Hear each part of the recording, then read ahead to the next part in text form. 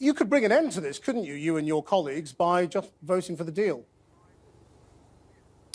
Well, no, we couldn't possibly do that because that isn't leaving. The deal is a massively expensive and long delay. Our manifesto promised the country that within 2 years the government would negotiate a future partnership as well as any withdrawal issues that the EU wanted mentioned, or leave without a deal. Now, we must keep our promise, and I and my colleagues stand fully behind the manifesto.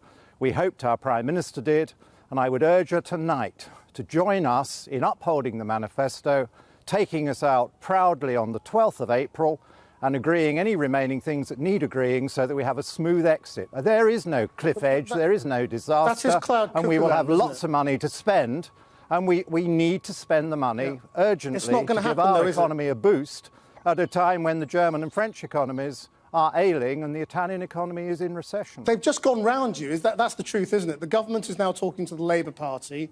They are building a consensus, or trying to. And even if they don't, even if those talks fail, Parliament is building a consensus to make sure that what you've just advocated doesn't happen. You've made yourself irrelevant. I live in hope. No, we haven't at all. And I live in hope that sensible MPs will come round to my view. All Conservative MPs fought on the same manifesto, and we very clearly said no single market, no customs union. So our leader can't offer that to the Labour Party unless she wants to swap leading our party for leading the Labour Party.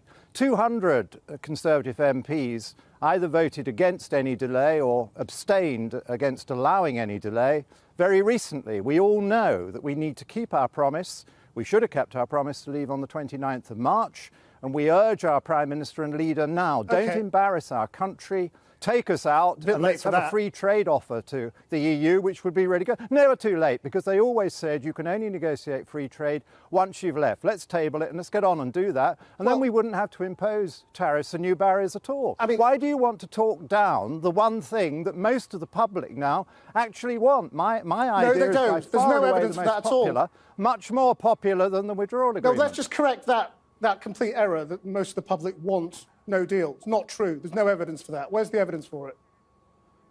Well, the polling evidence shows that people now think it's the least bad option because they do not like the withdrawal agreement. No, it doesn't. The withdrawal agreement polls very badly with both Remain voters and Leave voters.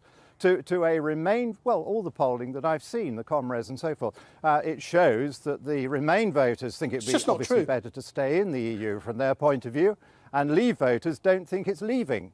And so you are flogging a dead horse with this agreement, and the public is well ahead of you, and the public accept by a majority now that the best option is just to leave and offer them a free trade deal, and that is exactly what we should do. Just to correct the facts, your programme should listen more carefully to that true. view. That is not true. Your programme, but John Redwood, thank you very much. Is not factual. No, what you just said is not true. Your programme says cliff edges and cataclysms, which just aren't true. We'll leave it there. Thank you very much indeed.